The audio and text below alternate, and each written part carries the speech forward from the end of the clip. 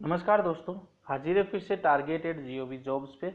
हम यहाँ पे करंट अफेयर्स पढ़ते हैं, डेली के करंट अफेयर्स हम डालते हैं। आज हम लेके आए 28 अप्रैल 2020 के लिए करंट अफेयर्स।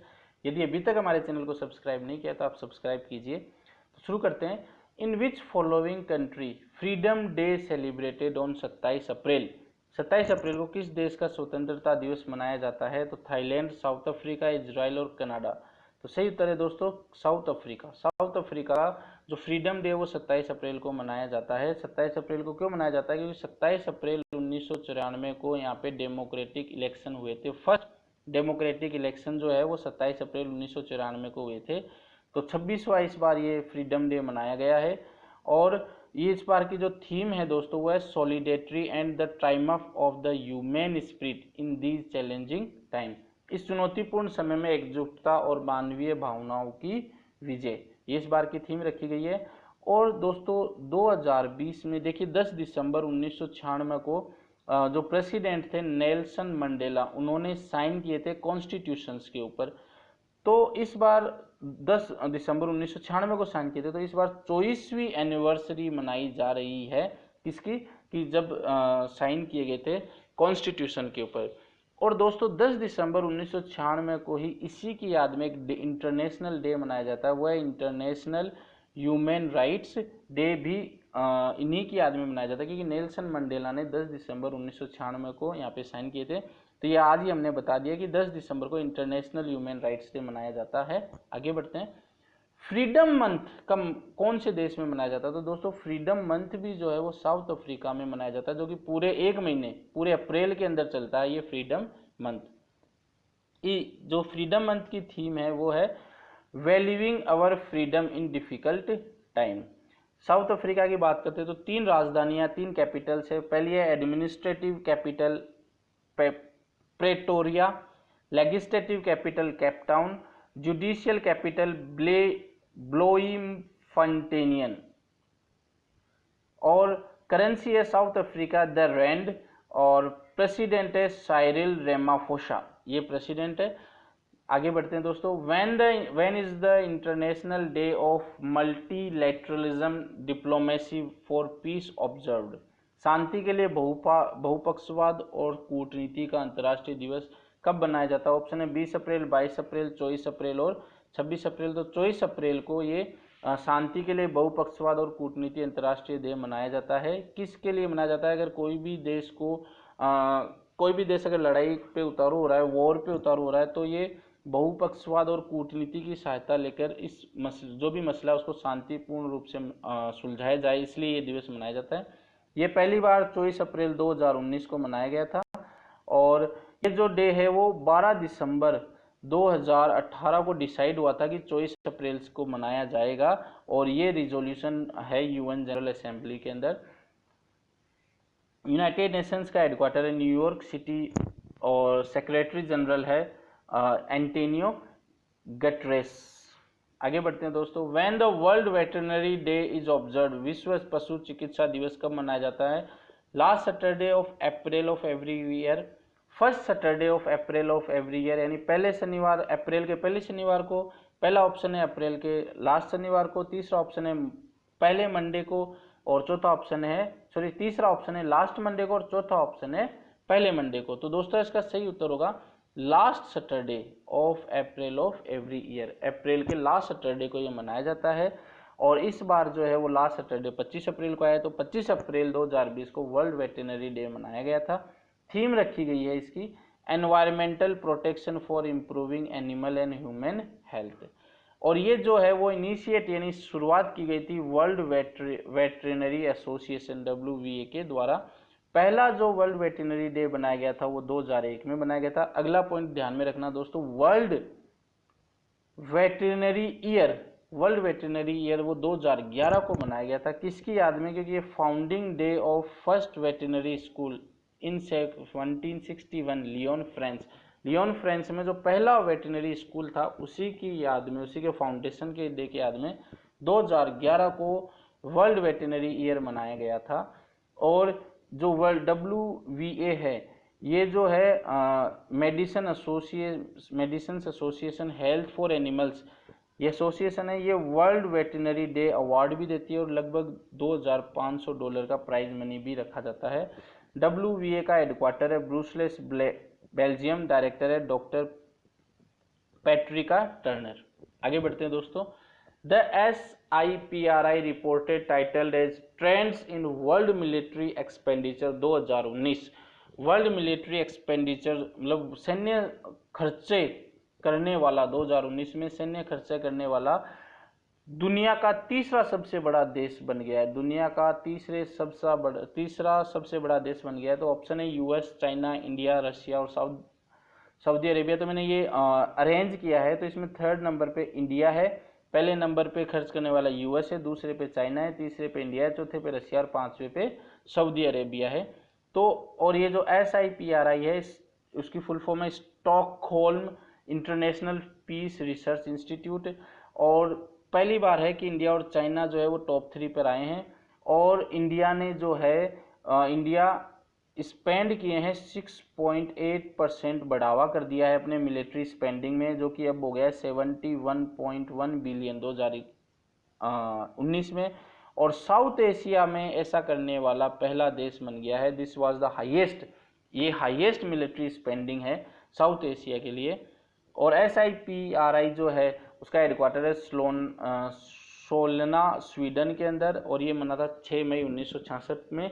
तो दोस्तों यहाँ पे इस चैनल के ऊपर पूरी टीम है जो कि करंट अफेयर्स के एक एक पॉइंट को डिसाइड करती है और हम डिटेल में करंट अफेयर्स डिस्कस करते हैं ताकि हर चीज़ आपको याद हो, अच्छे से याद हो। कोई कुछ भी एग्जाम में पूछा जा सकता है, पहले नंबर का भी पूछा जा सकता है, तीसरे का भी पूछा जा सकता है और पांचवे का भी पूछा जा सकता है। तो ये आपको सारे याद करने हैं। अभी तक हमारे चैनल को सब्सक्राइब नहीं किया तो सब्सक्राइब भी कर दीजिए दोस्तों। आगे बढ़ते हैं। How much rupees has announced by Reserve Bank of India a liquidity support to mutual fund companies. तो म्यूचुअल फंड कंपनीज को सपोर्ट करने के लिए एक लिक्विडिटी सपोर्ट, नगदी सुविधा RBI ने लॉन्च की, अनाउंस किए। तो वो नगदी सुविधा कितने की थी? 25,000 करोड़, 50,000 करोड़, 75,000 करोड़ या 1 लाख करोड़। तो इसका सही उत्तर होगा दोस्तों 50,000 करोड़ का अभी RBI ने अनाउंस किया है। तो म्यूचुअल फंड कंपनी के लिए 50,000 करोड़ की विशेष नकदी सुविधा की घोषणा की। ये सुविधा क्यों दी या कहां से कैसे दी? तो रिजर्व बैंक ने, जो भारत की 8वीं सबसे बड़ी म्यूचुअल फंड कंपनी है फ्रैंकलिन टेम्पलेटन, ये 8वीं सबसे बड़ी कंपनी, इसने अपनी 6 बॉन्ड योजनाएं बंद करने का फैसला ले लिया था। तो उसको बचाने के लिए ये जो है RBI ने 50,000 करोड़ की नकदी सुविधा का घोषणा की है। RBI इसी के साथ एक रेपो ऑपरेशन भी चलाएंगे, रेपो ऑपरेशन भी चलाएंगे जिसकी अवधि होगी 90 दिन की, जो कि 90 दिन तक चलेगा ताकि फिक्स रेपो रेट रहे। 90 दिन तक रेपो ऑपरेशन चलाएंगे। आगे बढ़ते हैं। Which rank achieved by the IIT Kharagpur in the Times Higher Education second edition of impact ranking. तो इम्पैक्ट रैंकिंग जो कि है किसने दी है? टाइम्स हायर एजुकेशन में। इसमें IIT खड़गपुर की कौन सी रैंक है? 55th, 56th, 57th, 58th। तो दोस्तों इसका सही ऑप्शन है, सही उत्तर होगा 57th। तो IIT खड़गपुर की 57वीं रैंक मिली है। और फर्स्ट पे university of Auckland New Zealand, score है 98.5। सेकंड पे यूनिवर्सिटी ऑफ सिडनी, थर्ड पर है western Sydney university Australia, fourth पे ला ट्रोब यूनिवर्सिटी, फिफ्थ पे एरिजोना स्टेट और 57th पे IIT खड़गपुर। तो दोस्तों पहले नंबर की पहले से लेकर तीसरे चौथे तक कोई सी भी पूछी जा सकती है। हमने पूरी लिस्ट आपको दे दी है, आप याद कीजिए। और बढ़ते हैं आगे के क्वेश्चन की ओर। Which organization has called for a global expression of interest, global expression of interest to buy 10 hydrogen fuel cell bus based electric bus, 10 hydrogen fuel cell based electric car. तो भारत में भी पहले तो हम बात करते हैं एक्सप्रेशन ऑफ इंटरेस्ट, ये शब्द आ रहा है एक्सप्रेशन ऑफ इंटरेस्ट या विश्व अभिरुचि पत्र। तो कोई भी ऑर्गेनाइजेशन को यदि कुछ खरीदना होता है तो वो इस पत्र को लॉन्च करती है ऑफिशियली कि हमें ये सामान खरीदना है। तो अभी क्या हो रहा है, 10 hydrogen fuel bus, hydrogen fuel cell electric bus और 10 ही hydrogen fuel cell based electric car खरीदी जा रही है। तो ये कौन खरीद रहा है? ONGC, DRDO, BEL, NTPC। तो इसका सही उत्तर है दोस्तों NTPC। NTPC की ही शाखा है NTPC विद्युत व्यापार निगम लिमिटेड। NTPC विद्युत व्यापार निगम लिमिटेड है जो कि सब्सिडरी है इंडिया की जो लार्जेस्ट कंपनी है एनटीपीसी की, तो वो ये खरीद रहे हैं। इन्होंने घोषणा की है कि वो अब खरीदेंगे। और एनटीपीसी का जो हेडक्वार्टर है वो न्यू दिल्ली में, चेयरमैन और एमडी है गुरदीप सिंह।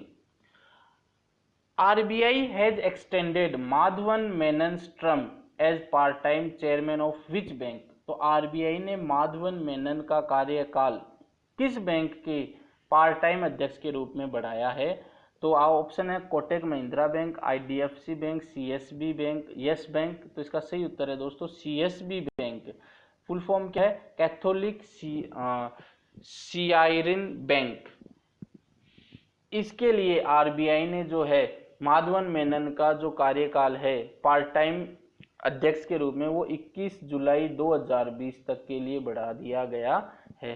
और अबाउट कैथोलिक सीएसबी बैंक की बात करें तो हेडक्वार्टर है त्रिशूर केरला, टैगलाइन है support all the way, CEO और एमडी है राजेंद्रन चाइना वीरप्पन। और ये फोटो है वो है माधवन मेनन की, जिनको पार्ट टाइम चेयरमैन के कार्यकाल को बढ़ा दिया गया है। आगे बढ़ते हैं। How many percentage stake acquired by HDFC in Reliance Capital. तो एचडीएफसी द्वारा जो रिलायंस कैपिटल में कितने प्रतिशत हिस्सेदारी का अधिग्रहण किया गया, कितने प्रतिशत शेयर? तो सबसे पहले तो मैं बता दूं ये जो रिलायंस कैपिटल के शेयर ये गिरवी रखे हुए थे, तो उन्होंने ये शेयर खरीदे हैं। तो कितने परसेंट खरीदे? 6.41, 6.43, 6.45, 7.43। तो इसका सही उत्तर है दोस्तों 6.43% शेयर इन्होंने अभी खरीदे। और एचडीएफसी ने जो है 25.27 करोड़ शेयर खरीदे हैं और हर की कीमत कितनी थी? 10 रुपये। तो टोटल कितने हो जाएंगे? 252 करोड़ रुपए लगभग इन्होंने शेयर खरीदे हैं। रिलायंस कैपिटल का जो पेरेंट ऑर्गेनाइजेशन है रिलायंस ग्रुप है, हेडक्वार्टर है Santa cruise Mumbai Maharashtra, chairman है अनिल धीरूभाई अंबानी। एचडीएफसी ग्रुप का हेडक्वार्टर है मुंबई महाराष्ट्र, चेयरमैन है दीपक शांतिलाल पारेख, टैगलाइन है विद यू राइट थ्रो। आगे बढ़ते हैं। विच स्टेट लॉन्च्ड द जीवन शक्ति योजना। तो किस राज्य द्वारा जीवन शक्ति योजना लॉन्च की गई है? ऑप्शन है उत्तर प्रदेश, मध्य प्रदेश, झारखंड और गोवा। तो दोस्तों जो जीवन शक्ति योजना है वो मध्य प्रदेश के द्वारा लागू की गई है। तो नगरीय क्षेत्रों में यानी शहरी क्षेत्रों में महिलाओं को घर बैठे रोजगार देने के लिए मुख्यमंत्री शिवराज सिंह चौहान ने जीवन शक्ति योजना लॉन्च की है। इस योजना के तहत महिलाओं को मास्क तैयार करने होंगे और 11 रुपए की दर से ये सभी जो शिवराज सिंह चौहान ने बताया कि सरकार वो 11 रुपए की दर से मास्क खरीदेगी। और जिनको भी इस योजना में भाग लेने वो दूरभाष नंबर है, फ़ोन नंबर है, इस फ़ोन नंबर पे अपना रजिस्ट्रेशन करवा सकते हैं। आगे बढ़ते हैं दोस्तों। Which country terminated death penalty for minors. तो Iraq, Iran, Saudi Arabia, Taliban. तो ऑप्शन आपके सामने पहले ही आ गया है दोस्तों। सऊदी अरेबिया किंग हैं Salman bin Abdulaziz al Saud. इन्होंने घोषणा कर दी है कि वो जो है जो पहले नाबालिगों के लिए भी मौत की सजा थी उसको समाप्त कर दिया है। डेथ जो पेनल्टी थी उसको समाप्त कर दिया है। अब उसकी जगह क्या होगा? लगभग 10 साल, ज़्यादा से ज़्यादा 10 साल की सजा सुनाई जा सकती है, इससे ज़्यादा की सजा नहीं सुनाई जाएगी। कैपिटल है सऊदी अरेबिया के रियाद और करेंसी है सऊदी रियाल। आगे बढ़ते हैं दोस्तों। Which Indian state has deployed Karmi bot robot to serve कोविड-19 पेशेंट। कोविड-19 रोगियों की सेवाओं के लिए किस इंडियन राज्य ने कर्मी बोट रोबोट को तैनात किया है? ऑप्शन है उत्तर प्रदेश, मध्य प्रदेश, तमिलनाडु, केरल। तो इसका सही उत्तर होगा दोस्तों केरल ने है जो वो कर्मी रोबोट तैनात किए हैं। तो गवर्नमेंट हॉस्पिटल है ईरान एर्नाकुलम हेयर केरला के अंदर है। वहाँ पर ये कर्मी रोबोट जो है वो कोरोना वायरस से संक्रमित लोगों को जो कि आइसोलेट किए उनको सेवा देगा। ये असिस्ट करेगा पेशेंट्स एट मेडिकल कॉलेजेस। कोविड-19 आइसोलेशन वार्ड के अंदर ये रोबोट बनाया गया रखा जाएगा, जहाँ पर ये जो आइसोलेशन वार्ड में मरीज है उनको असिस्ट करेगा। चीफ मिनिस्टर है केरला के पिनाराई विजयन और गवर्नर ऑफ केरला है आरिफ मोहम्मद खान। कैपिटल है केरला की तिरुवनंतपुरम। तो दोस्तों आज का हमारा वीडियो आपको कैसा लगा हमें कमेंट करके ज़रूर बताइएगा। इसको ज़्यादा से ज़्यादा शेयर कीजिए और हम यहाँ पे डेली बेसिस पे करंट अफेयर डालते हैं, तो बने रहिए हमारे चैनल पे। धन्यवाद दोस्तों।